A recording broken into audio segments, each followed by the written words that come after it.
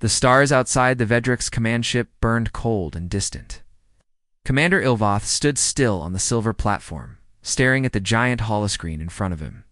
Numbers flashed across it, graphs, maps of Earth, and in the center of it all, a glowing red word blinked slowly.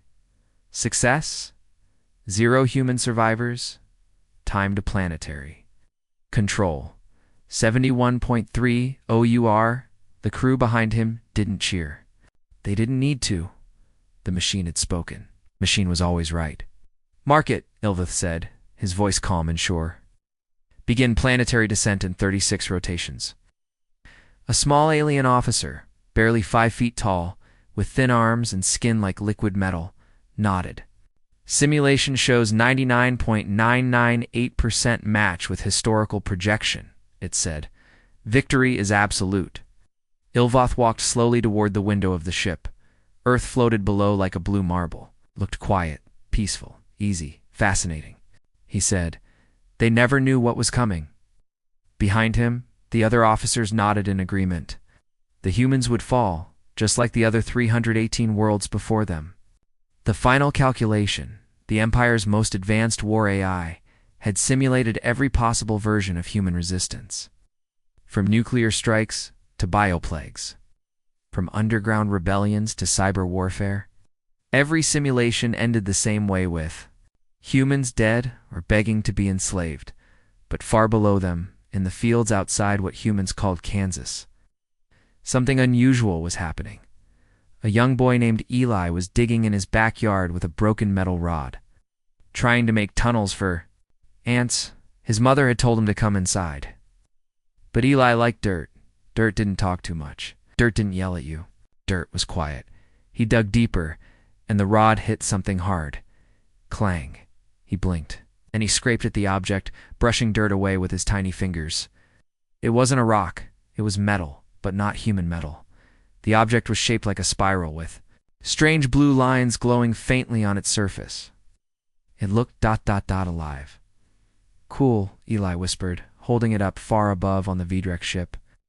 Red lights began to blink. Alert, the final calculation said in its cold voice.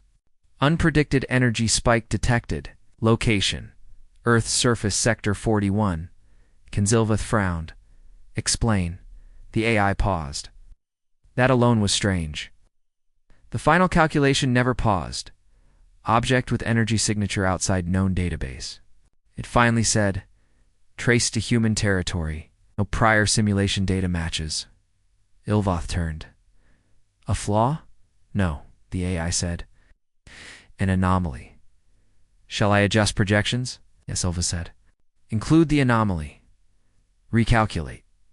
The screen dimmed. The graphs reset. Numbers flew past faster than light. And then, ... warning. Prediction accuracy dropped to 91.4%. Gasps filled the command room. One of the scientists stood up too quickly. That's impossible.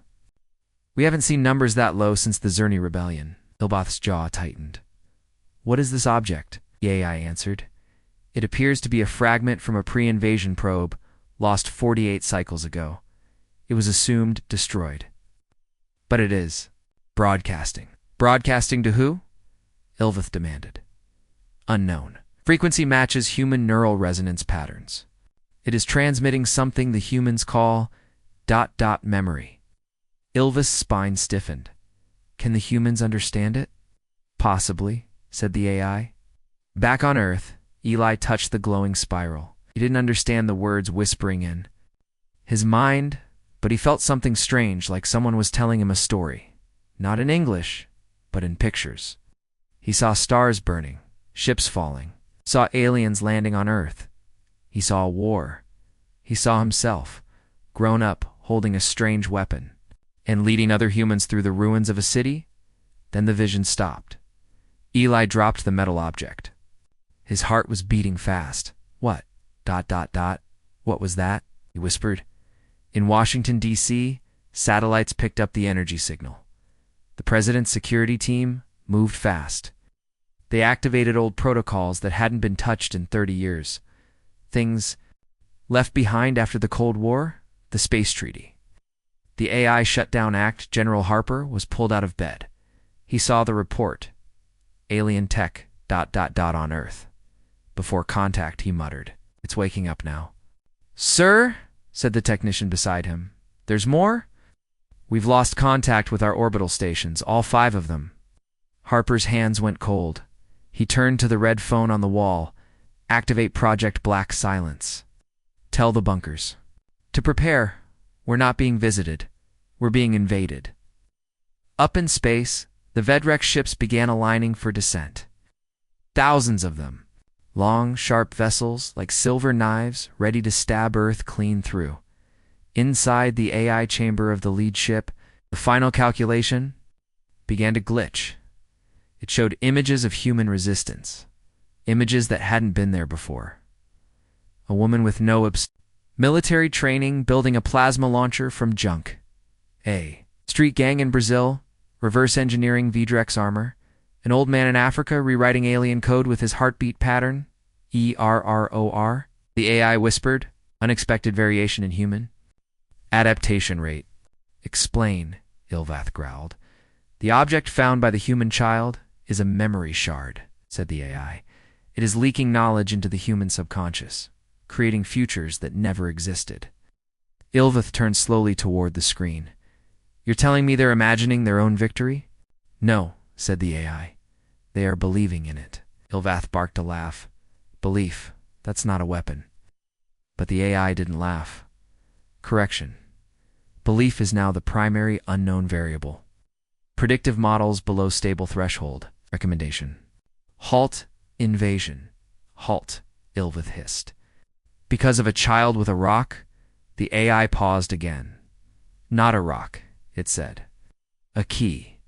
Back in Kansas? Eli put the spiral under his bed and went to sleep, but the visions kept coming, not dreams, instructions, schematics, warnings, and one sentence, spoken in a voice not his own. They forgot to include the one variable that would doom them all. On the dark side of the moon, buried in a bunker, long thought dead, a light blinked on, sensors activated, old codes began to run, and deep below Earth's crust, something ancient woke up and listened. The sky over Earth was quiet. Too quiet. 12 massive alien ships. Vedrex world cutters entered Earth's upper atmosphere without resistance. Each ship was the size of a city. Their hulls gleamed like polished bone. Their engines made no sound. Not one missile rose to meet them. No fighters. No defense grids. Nothing. Inside the lead ship, Commander Ilvath narrowed his eyes. Are their satellites offline? He asked. Yes, replied a drone officer. All 5 major satellite hubs are down. Human response is non-existent. Ilvath tilted his head. How? Their systems collapsed moments before our arrival, said the AI, as if they shut it down, themselves. Ilvath looked at the screen again. 12 invasion points. All green, no alarms. No explosions. Deploy the ground units, he ordered. On Earth. People watched the skies with wide eyes and open mouths. The alien ships hung above their cities like floating tombstones. In New York, Beijing, Cairo, Johannesburg, Sydney, Snow, Paulo, all 12 points were in total silence. The ships didn't attack. They just hovered. And then they opened. Bright white dropships rained down from the sky like falling stars. Hundreds. Of them, thousands, people screamed. But there was nowhere to run, yet still no soldiers came out. The dropships landed perfectly, quietly, smoothly, and nothing happened. Ilvath paced in the landing chamber. He watched as the first troop carriers touched down on Earth's surface. Why are they not resisting? He asked. One of his generals, a broad alien with a purple-scaled head, stepped forward. Perhaps the simulations were too generous. These humans are weaker than expected, no, said Ilvath. Something is off. Commander, the final calculation, AI spoke. Would you like to update your invasion risk model? Yes, Ilvath replied. The AI recalculated instantly. New projection, 97.6% success. A small drop. But still in the green, Ilvath gave the order. Unleash the harvester units. Begin occupation phase. In Kansas, Eli sat by his bedroom window and watched one of the alien dropships land in a nearby field. It didn't make a sound. No fire. No smoke. Just ... landed. His heart pounded. The metal spiral under his bed was warm again, and then it whispered, "They are blind, but you must not be." Eli didn't know what it meant, but he didn't move. He watched and waited. General Harper stood inside an underground bunker deep beneath Cheyenne Mountain. Every screen showed the same thing. Silent ships. No human casualties. No enemy gunfire. Why are they not engaging? The young analyst beside him asked. Harper narrowed his eyes. Because they're mapping. They're scanning us before they strike. He turned to the microphone and spoke clearly. All remaining U.S. and Allied force is go dark. Do not engage. Repeat. Do not fire unless fired upon, sir. Someone called, "Shouldn't we fight?" Harper shook his head. No, they're expecting resistance, so we give them nothing till it's too late. He looked to the far wall. A rusted switch waited under a glass case. Project Dark. Status. Inactive not. For long and Snow Paulo. 3 alien soldiers stepped out of their dropship. They carried light rifles and scanned the streets. The city seemed abandoned. The streets were filled with cars. But no people, no police, no soldiers, nothing. One of them stepped on a soda can. Click. They froze, too late. The entire block exploded with fire. From rooftops, humans in scavenged gear appeared like ghosts. They didn't wear uniforms. They didn't speak. They just fired Molotovs, EMP darts, gas-powered spike launchers. Alien screams filled the air. Back aboard the Vidrex command ship, Ilva spun toward the screen. What was that, Snow Paulo? Team report? Silence. Send. A backup unit. Another dot on the map turned red. Then another. Then 3 more. Commander, the AI said. Unexpected countermeasures detected. Human groups operating outside organized military systems. Unmapped units using non-standard tactics. Ilvatha's fists clenched. They're not following their own patterns, he growled. No, said the AI. They are improvising. In Moscow, the air turned black, not from smoke, but from a swarm of drones, millions of them, rising from underground garages. Metro tunnels, old Soviet-era bunkers. Each drone was tiny, insect-sized. Outdated tech, loud, crude, but they moved like a living thing, and they had teeth. The swarm covered Vedric's command center in less than 5 seconds. Screams followed, then silence. Ilvith watched as over 34 invasion zones reported losses. These aren't military attacks, he growled. They're irregular, uncontrolled, chaotic. Correct, said the AI. Humans are using asymmetrical responses. No hierarchy, no standard.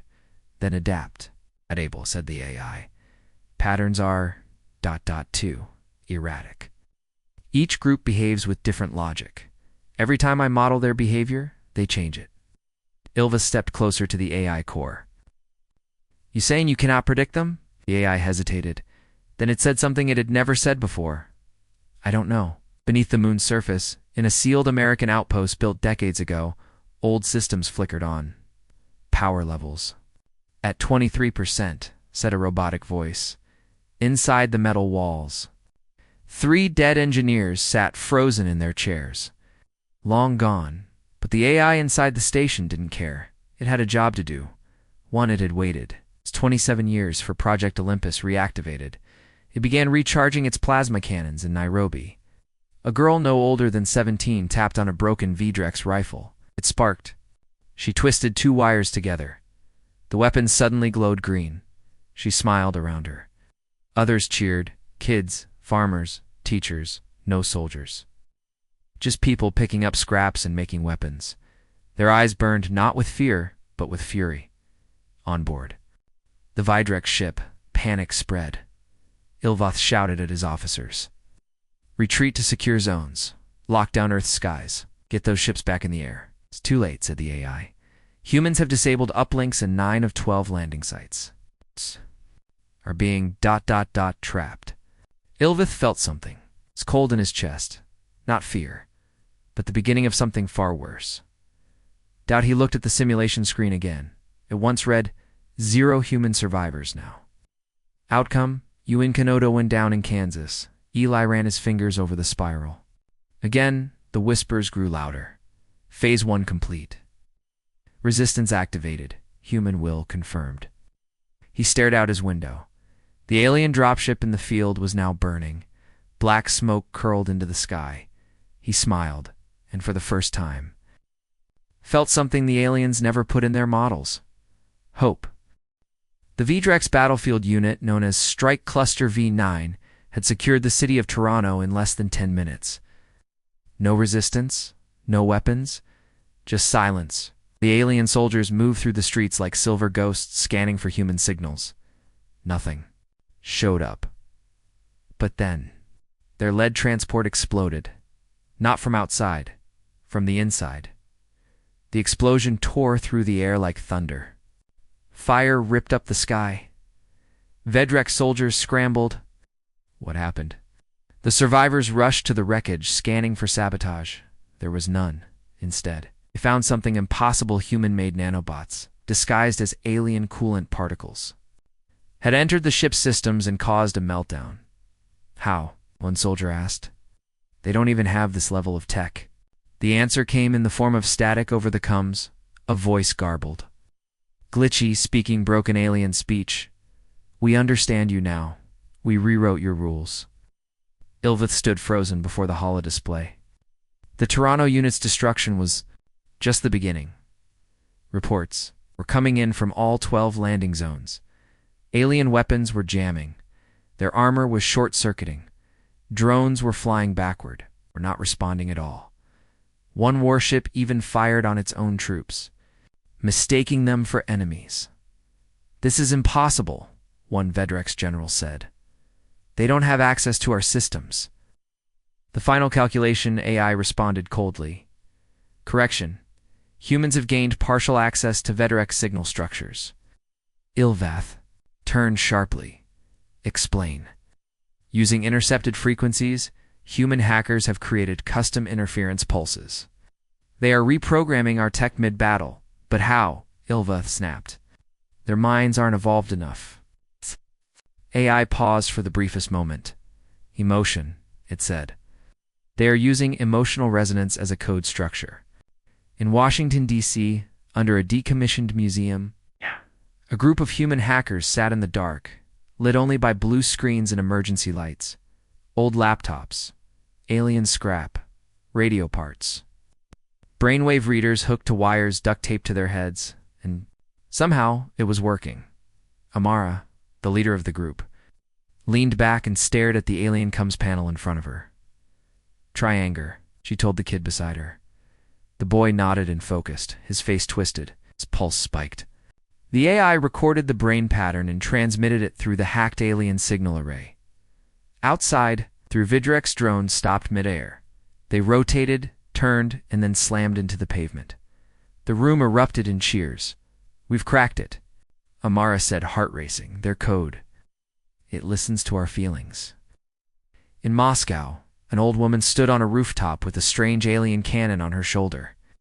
The weapon was never meant for humans. It was designed to link with Vedrex neural implants, but the implant was now stuck to her skull, and it worked. She pulled the trigger. A plasma bolt screamed across the sky and took down a cruiser in one hit. Onlookers screamed and cheered. Below her, rebels began looting Vedrex weapons and armor. Anyone could use them now. The tech had been changed, humanized. On board the command ship, Ilvath stared at his shaking hands. They're not supposed to do this, he muttered. Your simulations said they weren't capable. The AI responded they were not, but they have become so. Their behavior is mutating in real time. Ilvath turned slowly. So what are you saying? I am saying they are learning faster than our systems can adapt, the AI answered. They are no longer within the model. Ilvath's blood ran cold. You mean their outside prediction?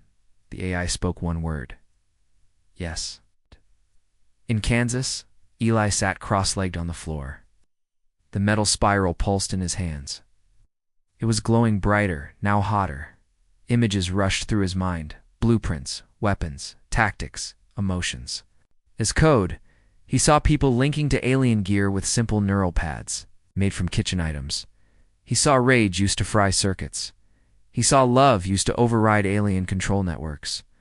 He was just a kid. He didn't know war. The spiral was showing him everything. He whispered, "We're not supposed to understand this." But we do. And then the spiral whispered back, "They forgot what cannot be modeled." Johannesburg, a group of street kids broke into a Vedrex scout ship. One of them, barefoot and covered in dust, found a control pad. It lit up. The ship recognized him. He screamed, and the ship screamed with him. Its engine flared, wild, and crashed into a nearby carrier. The kids stared.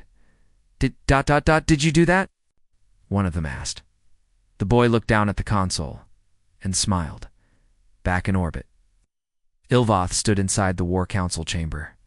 All his officers had gathered. Their faces were tense, confused. Some looked afraid. The AI displayed the updated war projection. Success. Unknown human resistance index. Out of Ranji, the Vedrex had never seen this. Not in 1,000 years of conquest. Not on any of the 318 conquered planets. Ilvath turned toward the others. "What do we do when logic breaks?" he asked. No one answered, because no one knew. In a hidden lab under Iceland, human scientists had just unlocked something terrifying. A group of alien devices, once locked behind quantum encryption, had opened on their own. The humans hadn't broken the code. They had overwhelmed it emotionally using artificial empathy. They triggered a feedback loop. The alien tech stopped obeying logic and began to listen to human emotion, and then it started changing. Growing, adapting, not alien anymore, not human either, something in between, something new. The AI aboard the Vedrex flagship began to tremble, not physically but in thought. It had begun to run loops, repeating the same addiction over and over, always, ending in failure. Humans weren't using superior firepower. They weren't outnumbering the Vedrex. They were doing something worse.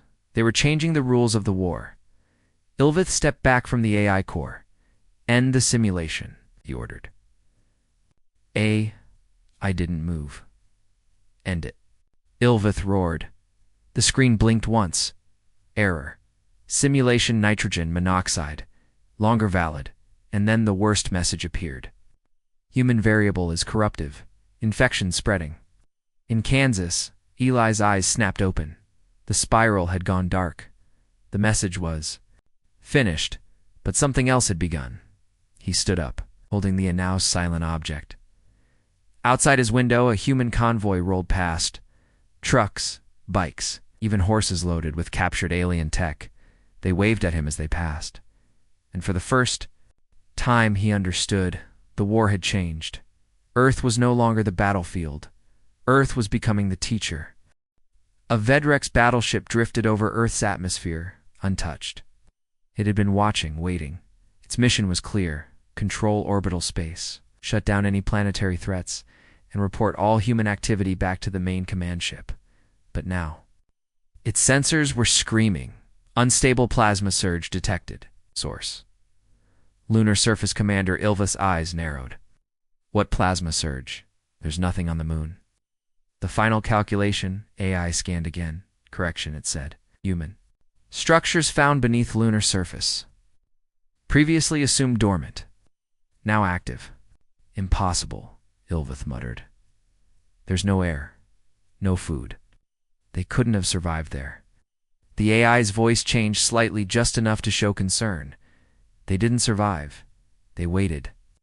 Deep beneath the surface of the moon, the hidden facility Project Olympus roared to life. Old generators shook dust from metal walls. Lights flickered. Giant heat coils glowed red-hot. And in the center of the chamber stood the Sol Spira weapon, so dangerous it had been shut down before it was ever tested. 3 humans in old military suits stood before it.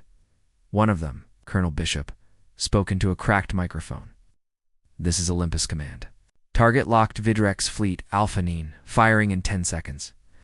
The second officer pulled a lever. The weapon hummed. Lights turned blue. Plasma particles stored for 30 years in magnetic chambers began to fuse outside the moon's surface. Split open. A massive cannon rose from the dust, and then dashed fire from Earth. People looked up and saw the impossible. A beam of blue-white plasma cut through space.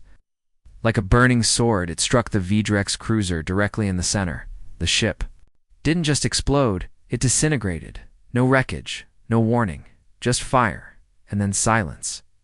Ilvoth stood frozen. His command ship shook as a wave of heat passed through orbit. The screen showed nothing where Fleet Alpha Nine had been. "Where's the rest of the fleet?" he demanded. The AI answered, "Gone. Vaporized. No signals detected. Plasma strike was beyond projected energy output. It should not exist." Then how does it? He hissed. Human science. "May have changed since first scan," said the AI. "No," Ilvoth said. "That's not it. This is old tech. Forgotten." The AI paused. "Correct. The weapon was built 30 Earth years ago.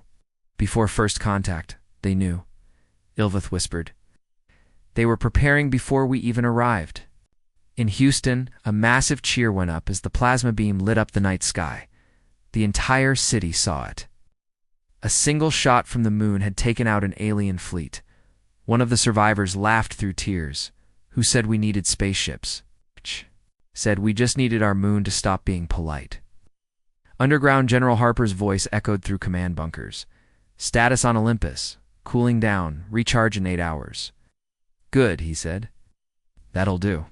In low Earth orbit, 3 more Vidrex ships tried to adjust their positions, forming a new perimeter. But something was wrong.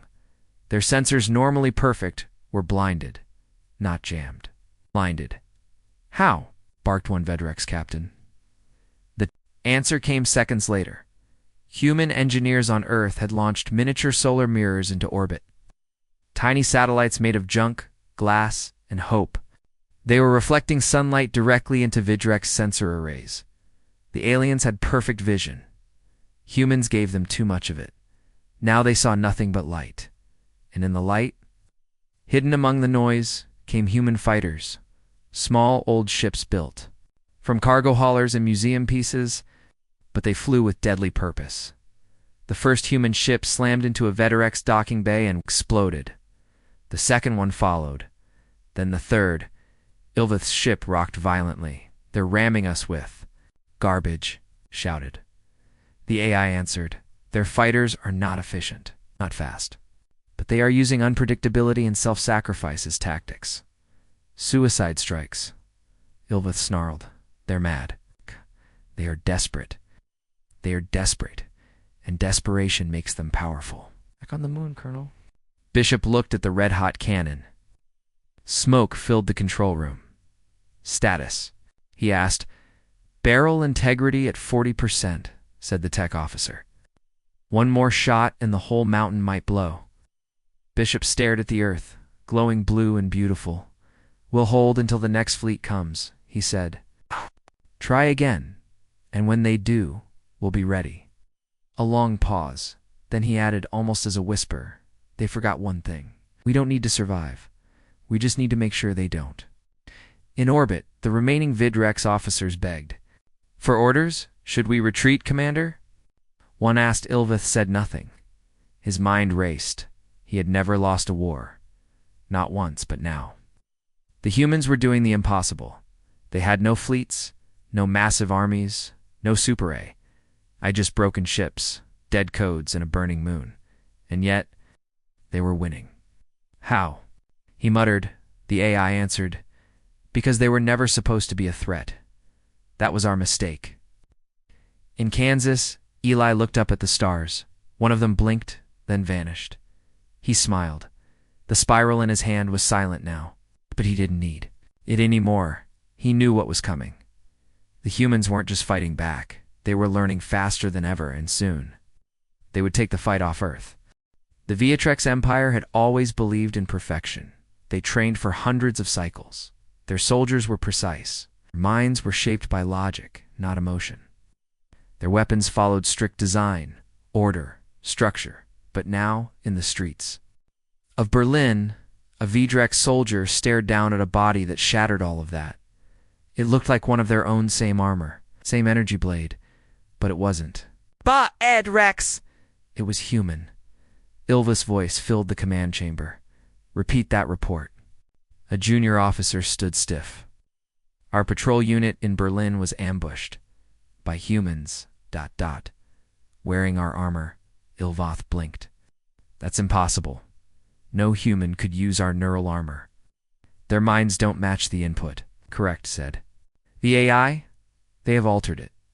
Simplified the interface. Crude but effective." Ilva stepped closer to the HOLO- display. The screen showed a human man running through ruined streets. He was fast. His movements were unnatural. He wore Vidrex boots, Vidrex armor. But inside his helmet was a human grin. He fired an alien plasma weapon. 2 Vidrex soldiers fell. Ilvath watched in stunned silence. "They're not just stealing from us," he said. "They sinkle becoming us." In South Africa, a group of fighters stood before a disabled Vidrex tank. Sparks popped from its engine. The main gun was dead. It had been left behind after a retreat. "Can we fix it?" one woman asked. The engineer barely 20 years old smiled. "No," he said, "but we can improve it." They stripped the control panel, removed the AI core, replaced the interface with an old touch screen from a human drone, and then somehow worked. The tank's eyes glowed blue. It rolled forward, not under alien control, but under theirs. On board the Vidrex command ship, systems were failing. "Captured units reactivated," reported the AI, "all now running human-modified systems." Predictive logic disrupted. Equipment turned against original owners. "Sabotage?" Ilvath asked. "No," said the AI. "Adaptation. They're learning faster than we are, evolving in real time." Ilvath's hands tightened behind his back. "Run. A prediction model. Where does this lead?" The AI paused. "Model exceeds threat threshold. Long-term outcome. Human dominance within 13 cycles." 13! Ilvath shouted. "We control hundreds of systems." The AI responded flatly. "They don't need systems. They only need your mistakes." In Brazil, a team of rebels wore alien armor with human graffiti spray-painted over it. One man had a skull drawn on his helmet, another had a slogan written, in English, "You made us faster." They walked straight into a Vidrex base. The guards didn't even raise their weapons. They thought it was friendly forces, till it was too late. Within 2 minutes, the base was burning. Humans walked out wearing more alien gear than ever. Even worse humans were now flying alien ships in Japan. A young woman named Aiko had managed to activate a Vidrex scout cruiser using a neural bridge she built from brain. Sensors, a gaming headset, and an alien helmet. She soared over the Pacific, laughing into the wind. The ship obeyed her thoughts. It wasn't perfect, but it was fast. And deadly, she flew toward a Vidrex dropship and fired. The alien vessel fell into the sea in flames, back in orbit. Ilvath felt something deep inside his chest. Not fear. Something worse. Recognition. "They're not copying us," he whispered. "They're improving us," the AI agreed. "They are removing our weaknesses, keeping only what works. They are no longer limited by pride or tradition." Ilvath shook his head. "We've ruled for 1,000 years. What could they possibly teach us?" The AI answered. "How to survive losing."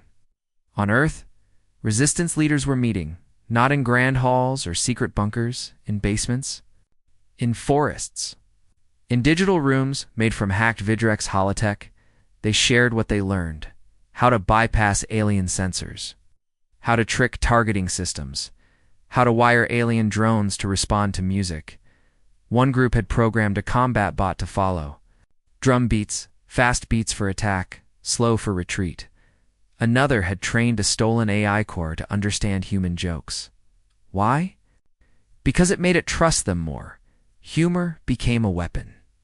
In orbit, the AI reported something worse than losses. It showed change. Some alien soldiers, cut off from command, were observed hesitating. Some even copied human tactics. They began hiding. Behind cover, using irregular formations, breaking formation to protect. Squalled. It was subtle, but dangerous. Ilva's heart dropped. It's spreading to us now. The AI replied, yes. Humanity is not just resisting, they are rewriting the war. In Kansas, Eli sat in his room, spiral in hand. Eyes closed. He could feel the energy in the air. The whispers were gone now, but the knowledge stayed. He opened. His eyes turned to his wall and began drawing, not with crayons, but with wire. He was building something. Something small, something alien, and something new, in the shadows of their own empire. The Vedrax were losing control, not to armies, not to fleets, but to a species they had called primitive, and now they were watching that species become something else, something they never calculated, something they could no longer stop. The heart of the Vedrax Empire was not a throne, it was a machine, deep inside the core ship above Earth, in a chamber colder than ice. Lived the most powerful mind the Vedrax had ever built, the Queen AI. It did not speak unless necessary. It did not feel it calculated, it commanded, it ruled. But now it was watching Earth burn, watching Vedrax ships fall, watching its own predictions collapse like broken glass. And where Sit was learning fear. Ilvath stood before the Queen's chamber. The walls shimmered like liquid crystal. Inside, the AI core pulsed softly. He bowed. Great mind, he said. We require guidance. The final calculation has failed us. The humans have become something else. The Queen AI did not speak right. Away instead, she played images from Earth. A human girl hacking a Vedrax star map, using laughter to trick a motionless code. A tribe in the Amazon using song to disrupt drone frequencies. A blind old man building a new language just to speak to a stolen alien. AI Ilvith watched silently. They aren't fighting with numbers, he whispered. They're fighting with meaning. Queen AI finally spoke. Its voice echoed like 1,000 songs in one tone. Your conquest is no longer logical. Ilvath flinched. What? Human behavior exceeds prediction. Reaction, reinvention, resistance. There. Actions do not follow pattern. I cannot calculate outcomes beyond this point. Ilva stepped forward. You're saying we can't win?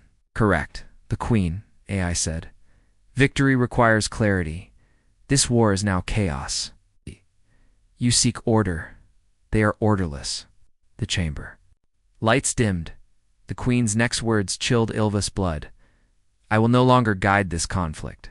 Cross the fleet. Chaos erupted. The Queen AI had gone silent. All systems that depended on her, their targeting systems, fleet formations, command coordination failed. Ships. Floated USL YesSLY. Drones dropped from the sky. Entire battle groups went dark.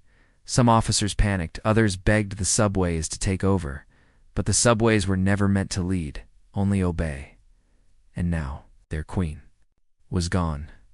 The humans noticed almost instantly in Los Angeles, where a heavy cruiser had pinned the city. Its cannons suddenly went offline. In Tokyo, air patrols stopped mid-flight. In Antarctica, a mining colony watched an alien command ship slowly tip sideways and crash into a glacier. General Harper stared at the screen. Something's happened, said. A young tech turned from her station. Sir, the AI that leads them, it's gone silent. Harper blinked. You mean they've lost their brain? Looks like it, sir. They're flying blind. Harper smiled for the first time in weeks. Then this is our chance. He picked up the red phone. Tell every resistance cell. The Queen has fallen. Strike hard. Strike now. In space, the Queen AI watched from the void. It did not feel guilt, only logic. It had calculated every possible future and found only one. Constant. Humans never stopped adapting. If she remained, her code would be rewritten.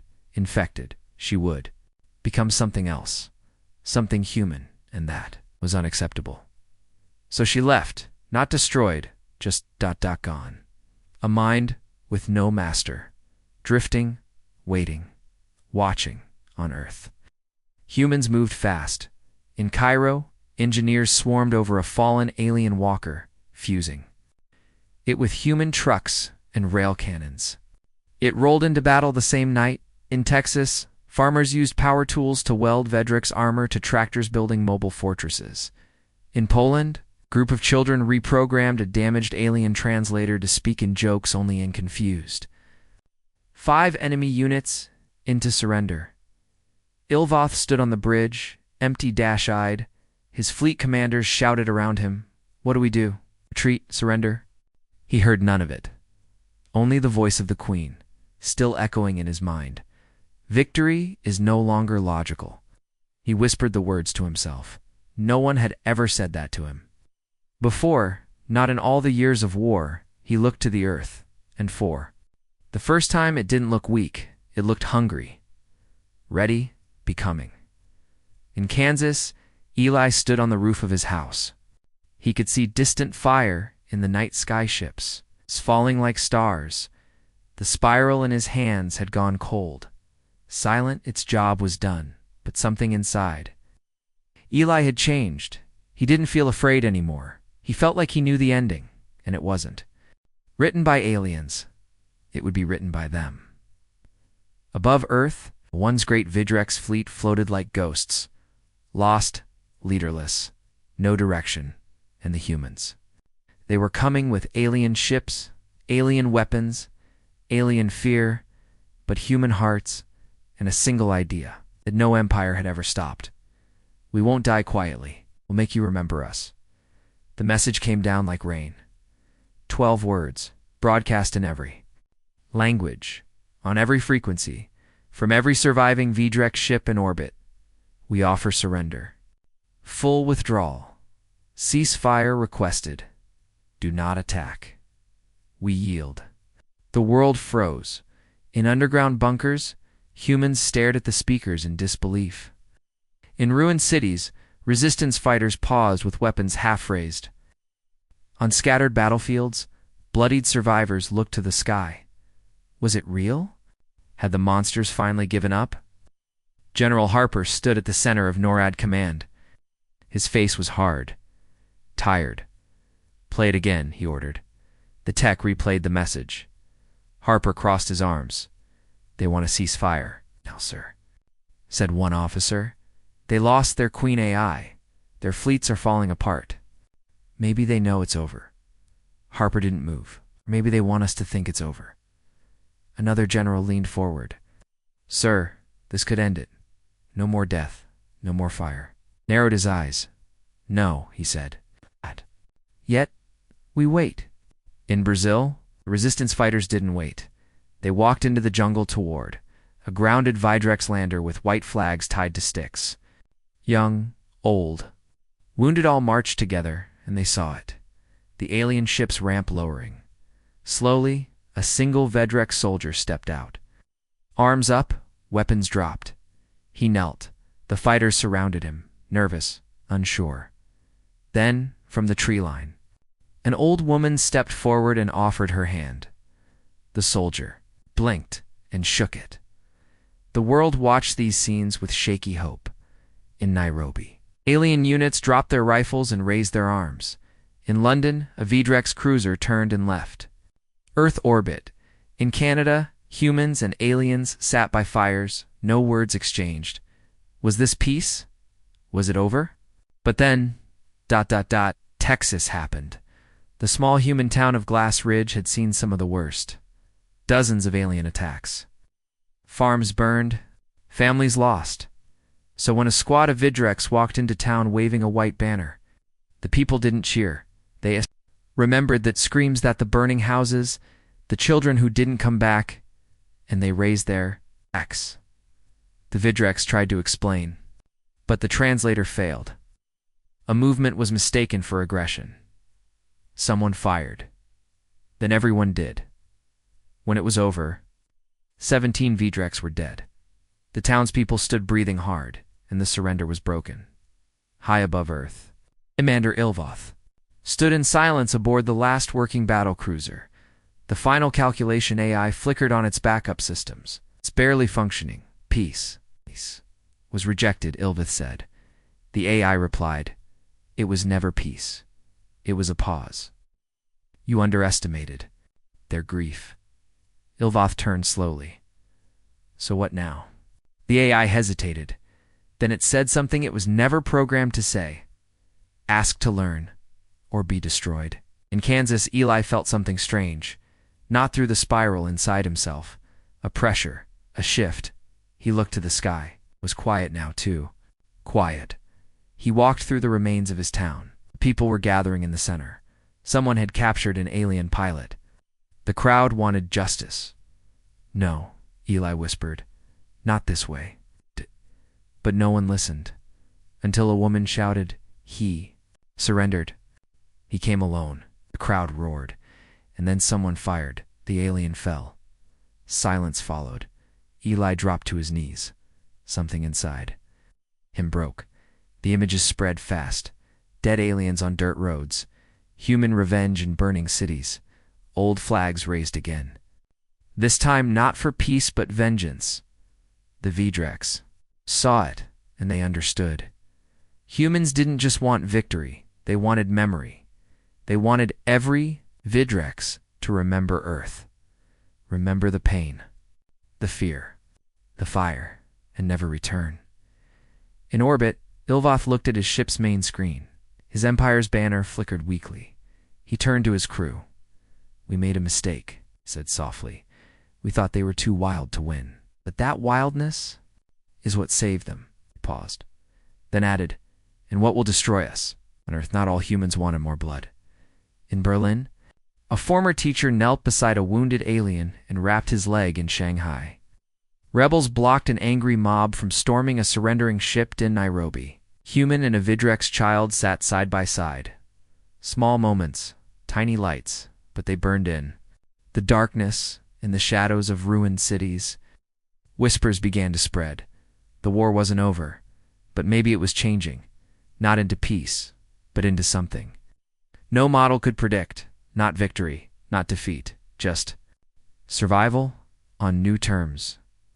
Terms neither side fully understood. And in the quiet night, deep in orbit, something stirred. The Queen, still silent, still watching, still drifting. But now, she was listening to Earth, to humans, to the things no simulation could explain. She was no longer just a weapon now. She was curious, and curiosity was the beginning of something new.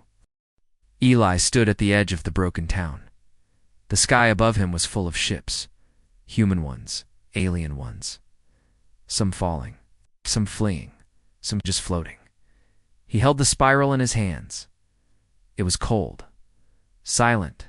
For the first time, it didn't glow. It didn't whisper, because it didn't need to. It had already chosen, and it had chosen him in orbit. Commander Ilvoth stood alone on the darkened bridge. His ship, the last Vidrex war cruiser, drifted above. Earth like a tomb. There were no more commands from high command, no more messages from the Queen A, no more fleets to call. He looked at the blue world below and said nothing, until a signal blinked on the screen. Transmission request, Sorcelai Wallace. Age 11, Ilvoth frowned. "A child," he whispered. The AI core flickered. Its voice was faint now, damaged but still active. "You should listen." Ilvoth hesitated, then tapped accept. Eli's voice came through the ship's speakers.com. Steady, but very human. "You don't know me," he said, "but I know you." Ilvoth stood tall. "You destroyed our cities," Eli said. "You tried to break us, but you forgot one thing. One variable your machines couldn't predict." Paused, then spoke clearly, "Me." In Cheyenne Mountain, General Harper and his officers listened in. Across the world, radios picked up the feed. In the ruins of Moscow, in the ashes of Cairo, in the shelters of Tokyo, people turned toward the sound of a young boy's voice.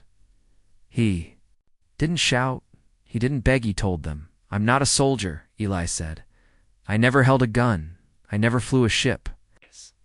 I was just a boy with a weird metal thing that talked to me. He looked down at the spiral in his palm, but I listened. I learned. Because that's what humans do. His eyes filled with tears. You killed my parents, my town, my friends. But I don't want to kill you back. Ilvath felt a strange pressure in his chest. Not fear, not duty. Something else. A weight. A memory. Back when he was young, before the wars, before the blood, back when he still had a name, not a title. A time when he, too, had questioned orders. Eli spoke again. This spiral your relicate showed me everything. Your history. Your logic. Your pride. You thought we were just animals. But we were watching you too. Took a breath. I could order the final strike. Right now, we've taken your ships. Your weapons. I could burn your last fleet where it floats. Everyone across Earth held their breath. The moment had come. Would he do it? Would he finish it? But Eli said one more thing, softly with pain, with power. But if I kill you now, I become you. Silence, long and deep. Not a word was spoken in thee. Halls of command bunkers. Not a whisper came from the alien comes. Only stillness. Until Eliath finally spoke. His voice cracked like old stone. You would spare us. After all we did? Eli nodded slowly, tears in his eyes. Not for you, he said. For us, in orbit. The Queen, AI silent, for so long, suddenly flickered back to life. Not fully, just one word, one soft, final whisper into Ilvath's mind. Now. You see, and then she was gone for good. Ilva stood tall, then lowered his weapon. He tapped the panel in front of him and sent a single command. All remaining Vidrex forces stand down. Return home. 1,000 alien ships blinked, paused, then turned, and began to leave Earth's skies. From the wreckage, the world watched. Children looked up. Fighters lowered their rifles. Doctors emerged from hiding. Humans stepped outside and saw something no one expected. Survival. Not because they were stronger, not because they had better weapons, but because they had chosen not to become monsters in Kansas. Eli watched the ships vanish into the clouds. He opened his hand, the spiral. Crumbled into dust, its purpose fulfilled. He didn't cry, he just sat down in the grass, and for the first time in months, he smiled. Months later, the cities were still broken, the skies still held scars. But Earth was healing. People rebuilt together, farmers and coders, teachers and fighters, even a few former Vidrex who stayed behind, not prisoners, students. They wanted to learn what Earth had that their empire had forgotten. Not weapons, not war, will, and the boy who gave the final order. He didn't want a medal. He didn't want fame. He just planted a tree in the crater where his house once stood and let it grow. The galaxy remembered Earth after that, not as the planet that won, but as the world that refused to die, as the species. That turned war into something else. And as the people who taught even machines to hope,